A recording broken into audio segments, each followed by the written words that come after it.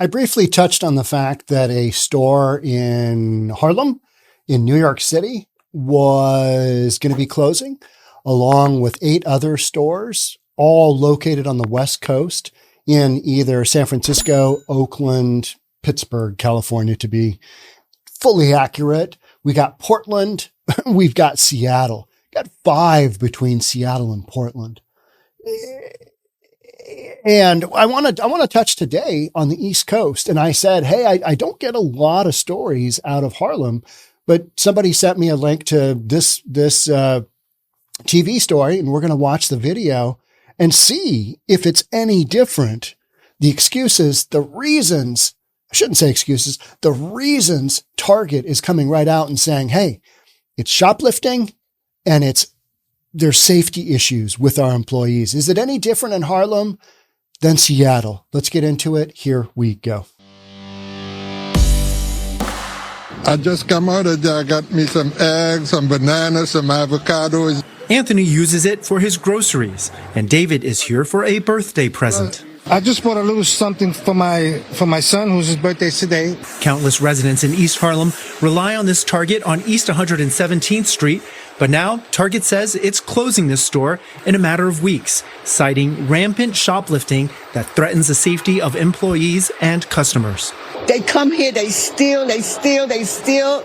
And I told them, they're hurting the neighborhood. This woman has worked at this Target location since it opened in 2010. She asked not to be identified, but shared with us her frustration with shoplifters who often come in mobs emptying shelves. They thought they was being smart and everything, running in, running out. Just disrespectful to this store. You understand what I'm saying? They just disrespected the store to the tires. Now there's not going to be no more Target. Now what they going to do? Now what's going to happen to this neighborhood? Surveillance videos like these routinely. There's Seattle. Oh yeah, there we go. There's our guy. On a large scale has become a national crisis, costing retailers over $112 billion what a in losses last year, according to a National Retail Federation survey. Target's East Harlem store is one of 9 locations. It's closing nationwide, all for the same reason. Other locations include San Francisco, Portland, and Seattle. We may see other stores closing locations too, specifically in those big metro areas where, the cost of rent is high. So it's really making a bigger impact on blue government. The Rite Aids, they're all closing. These guys are shoplifting left and right, and it's horrible. Not only is there a cost to this neighborhood, but this impacts all of the employees who work at this location. Target says they're going to try to absorb everybody into other Target stores. The residents here have some choice advice for shoplifters. Get a job. The lights will go out here. I like that woman.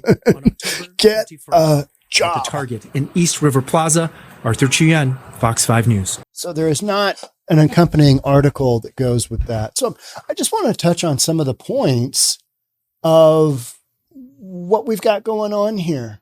So Target is, I commend Target's leadership for taking the brutal honesty route and saying, hey, we're closing these stores because of shoplifting and its impact on the safety of not only our customers, but our employees, our management, our vendors. Everybody in the system is impacted because you never know when one of these flash mobs is going to come through and jack all your stuff. You never know when somebody's going to have a machete in a store in Seattle and just wave it around willy-nilly because we've got whacked out nut jobs.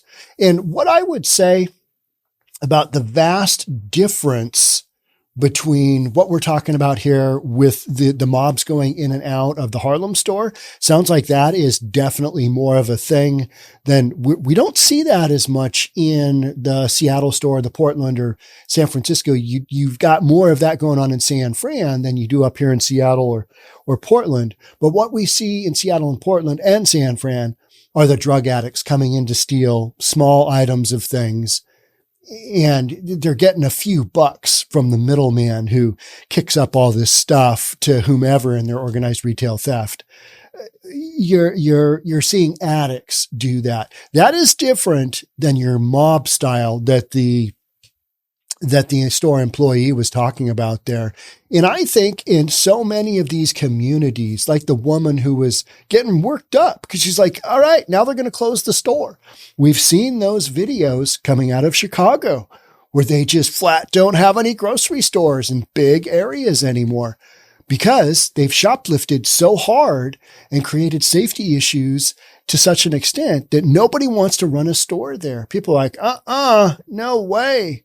And the stores that we're seeing closed either have a high rate of what we're talking about here going on, or they're smaller stores and they're being stolen from as well. But the smaller stores just don't generate, and this is kind of my theory, they don't generate enough profits to warrant remaining open for the risk that they create by being open in these cities. You know, it's interesting, and I don't think this is on purpose by Target's part, but it's interesting that they only close down stores in blue run big urban cities. Yeah. You're not having any of these stores closed. You're not having the Targets close in the Midwest and the Southwest. Yeah. It's all West Coast, one on the East Coast, and Target coming right out and stating exactly what they're pointing at, to the point. And this is part of the reason I wanted to do this podcast, because last Friday, front page of the Seattle Times, not the major article, but, you know, one down on the lower right hand of page one. I still read the newspaper. There's free newspapers over at the gym I'm at, and I'll take one. And, you know, at the end of the day, there's one that's all, you know, rumpled up and it's been read by 45 different guys. I'll take one of those home every now and then, knowing it's at the end of the day and not, you know, nobody else going to read it. And there's always a handful of them sitting around. And so this one article was, is it really crime that's closing the Seattle Target stores? Because Seattle Times went into this explanation of, well, there's other stores with more incidences of calling 911. There's far more stuff going on, but those are bigger box stores. Those are the big stores. They're keeping those open. So one of my theories is that it's not just about the crime, but it's a layered approach, and management and the CEO at Target has been very forthcoming in saying, hey, you know, CEO basically came out and said, if things don't change, we're going to close some stores. And guess what? They're closing some stores. And I do not talk much about Harlem because there isn't much in the way of news coming from Harlem, particularly on the storylines that I read. There's more from San Fran and Seattle and a lot of West Coast stuff, right?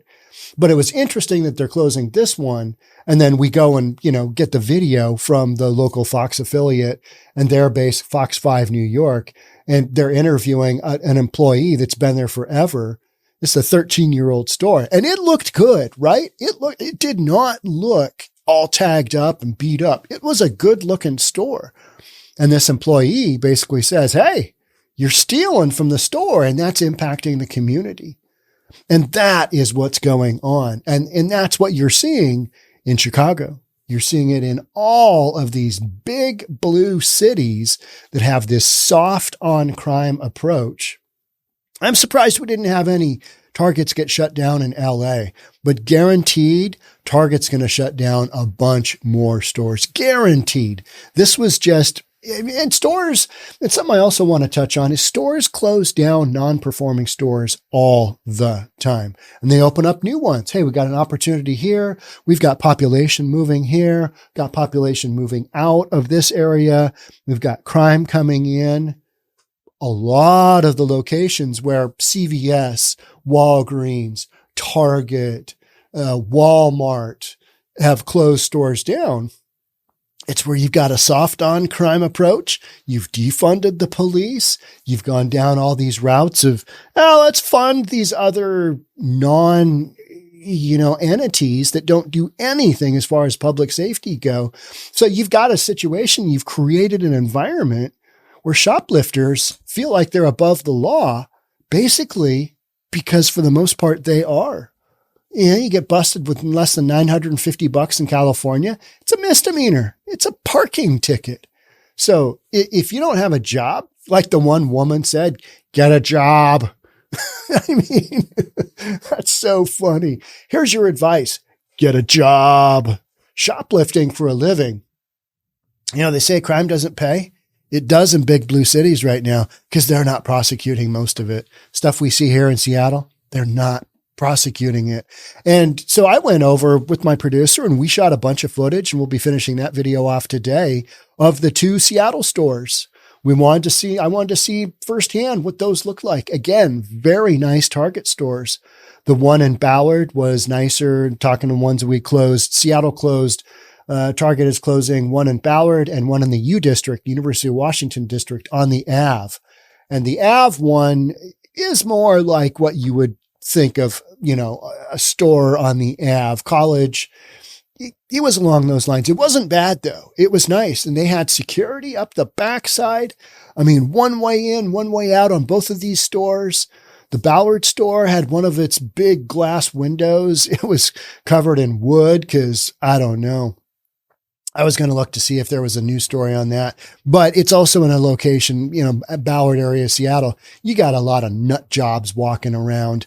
I talk about the guy who cut the tree down from the city park and then hauled it a couple of blocks down the street and then decided he was going to do timber, he's going to cut up his firewood for the season in the middle of the road. This is a public street.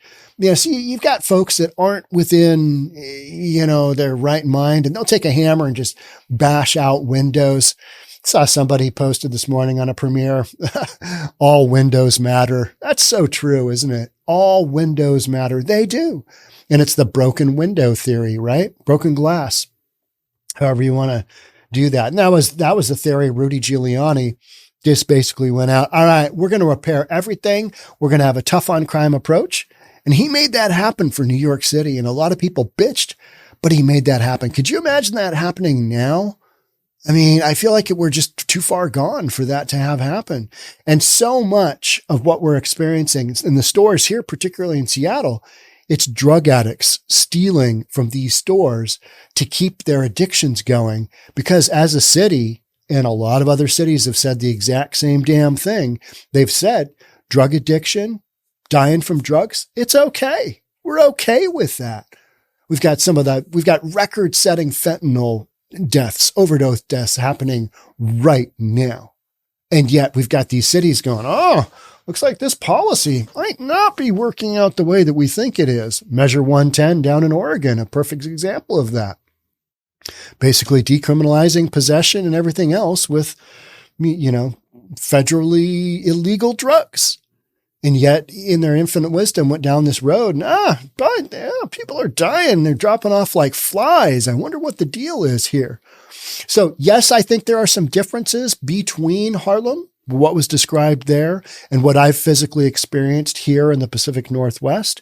I think you've got some differences there, but at the end of the day, if a big company like Target is going through their performance of each of the stores, and they've got ones where they've known that there's just some crazy shoplifting going on that could potentially impact their employees or other customers, and they've got to make some decisions about how can we get profits up.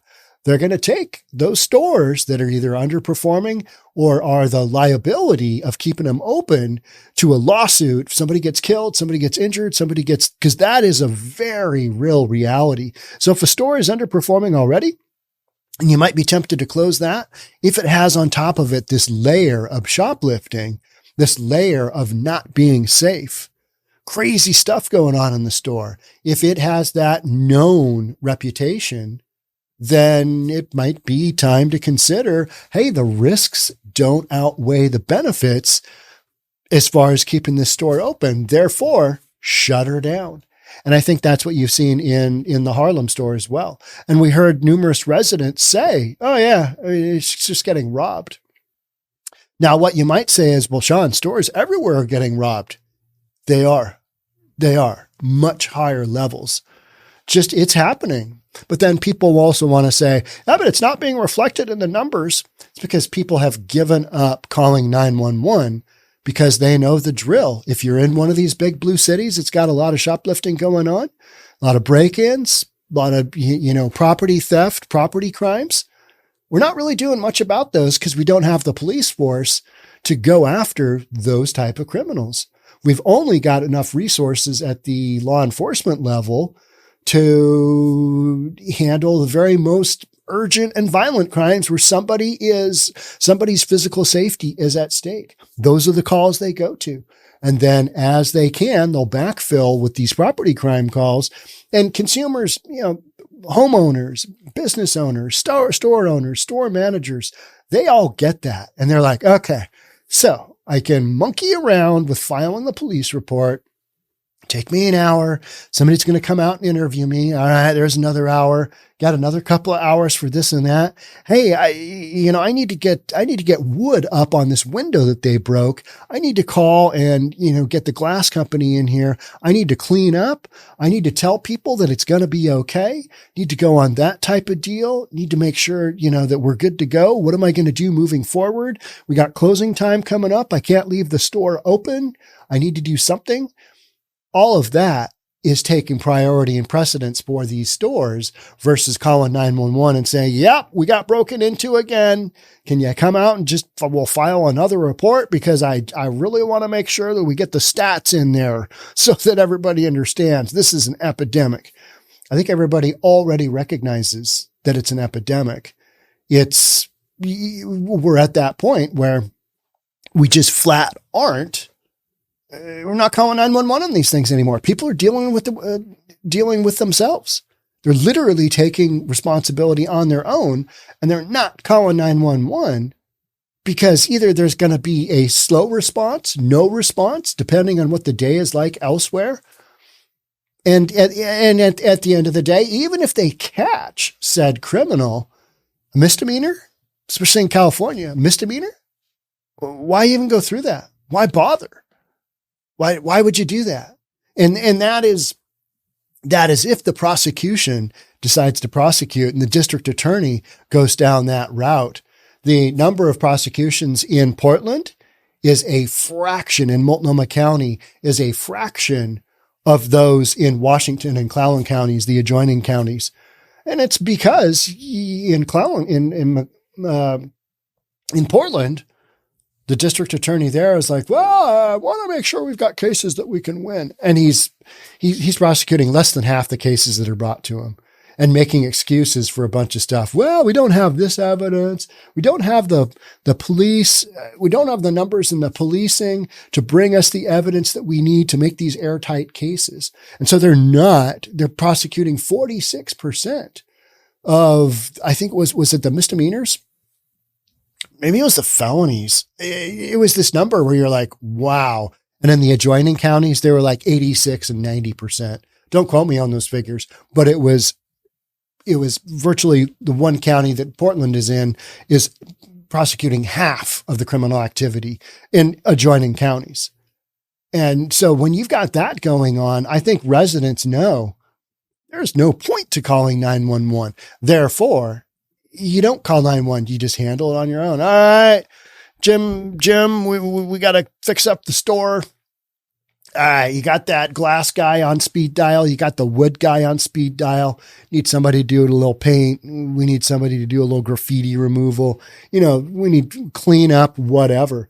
They've got the drill down because so many times these stores that are being broken into, it's not that haven't been broken into before. It's how many times they've been broken into before. Some of these stores are just like, all right, you get to the end. All right, we've been broken into 7 times. We had this, and this happen. I don't blame them for closing down. And those are a lot of the stories that I am reading. And these are not business cycle stories. These targets are not being closed down based on business cycle. When I was at the university district target that's going to be closed down, it was busy. Because you got 50,000 UW students, TAs, professors, people of higher learning within, a few block walk of this store. The other proximity you had was to all these homeless encampments. And so that's what I shot the footage of. Took a lot of footage in Ballard of the community there that is stealing from the Ballard Target. And they're stealing to get their next fix. It's drug addicts stealing from their community Target. And that's how you get to this position. So I walked around, we shot a ton of footage, things that we saw in the homeless community. People, I think a few years ago, people weren't really aware of what homeless community here in the Pacific Northwest means. Oftentimes it means people doing drugs. It means people dealing in stolen goods. It means people smoking drugs on the city streets, parking their tent, parking their RV wherever they want, tapping into city power, dumping their refuse just on the street, garbage everywhere, human trafficking, stolen goods, bringing them in, getting them out, selling them, bike parts, whole bikes, tires.